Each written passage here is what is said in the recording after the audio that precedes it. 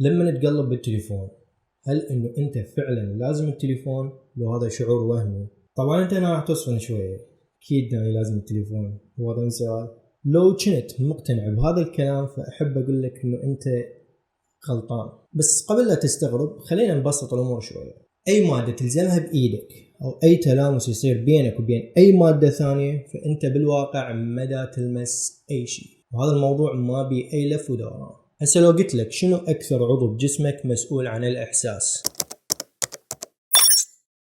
اكيد راح تقول لي الجلد. لما تلمس اي شيء جلدك هو اللي تقنيا دا يلمسه. مخك يترجم الاشياء اللي يحس بها جلدك الى اشياء انت تقدر تفهمها. يعني انا من لازم القلم جلدي يوصل الاحساس المخي انه هذا قلم، فمخي راح يقتنع انه هذا قلم. وهاي البروسيس تكون كالاتي: جلدك يتكون من 3 طبقات. الطبقة الوسطية واللي اسمها الديرمز، واللي يصير بها كل الاكشن المتعلق باللمس. لما انت تلمس شيء هذا الشيء يضغط على الجلد من فوق. جوا الديرمز اكو خلايا حساسة للضغط واللي اسمها الميكانوريسبتورز. فانت من تلزم شيء وهذا الشيء يضغط على جلدك، الخلايا الحساسة راح تحس بالضغط هذا وتترجمه الى اشارات كهربائية توصل للمخ عبر العمود الفقري، والمخ بدوره يترجم هاي الاشارات الكهربائية وبالتالي راح تحس انه هذا قلم.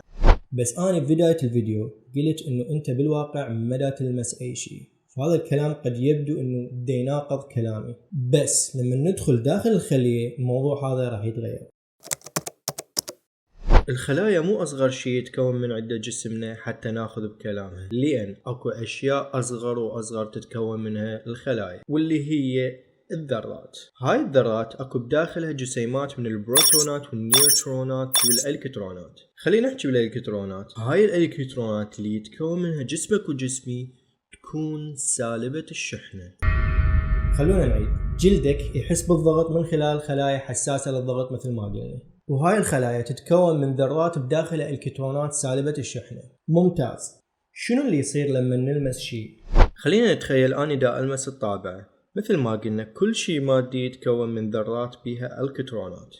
لو قربت كلش على الطابعة راح القي الالكترونات بالسالب، ولو قربت على ايدي ايضا راح تكون الكترونات ذراتي بالسالب. وانا دا اقرب ايدي على الطابعة راح تتقرب الكترونات ايدي السالبة على الكترونات الطابعة السالبة. ولو عندي سالب بسالب شنو اللي يصير؟ ريبولشن او تنافر. يعني لو عندي شحنتين بالسالب وقررت اقربهم راح يتنافروا من بعض، ومهما ردت اقربهم راح يتنافروا وعمرهم ما راح يلمسون بعض، لان قوة التنافر راح تزيد للحد اللي ما اقدر اقربهم بعد اكثر من هي. هسه خلونا نرجع للايد والطابعة. هذا معناه انه ما راح يصير تلامس بين ايدي والطابعة، بمعنى انه لما الالكترونات تقترب من بعض قوة التنافر راح تزيد اكثر واكثر لدرجة انه ذرات ايدي راح تحس بيها. فالخلايا اللي متكونة من هاي الذرات راح تحس بيها فترسل هذا الحكي كله للدماغ. الدماغ بدوره يترجمها الى احساس، بس هو بالواقع هذا احساس التنافر وليس التلامس.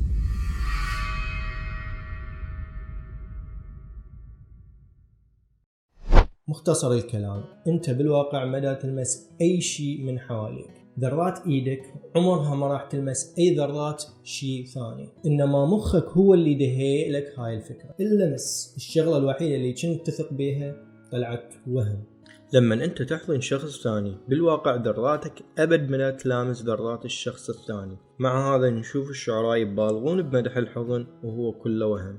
اخر شيء لو زميلك تجرأ وطخ ايدك ورحت اشتكيتي عليه وهو حلف انه ما لمسك، علميا يعني هو مو كذاب. بس انت ايضا لا تشتكين وروحي ضربيه راجلي، علميا تقدرين تحلفين انه ما لمستيه. بس بالنهايه لا حد يتعارك، يعني دا شاقه وياكم.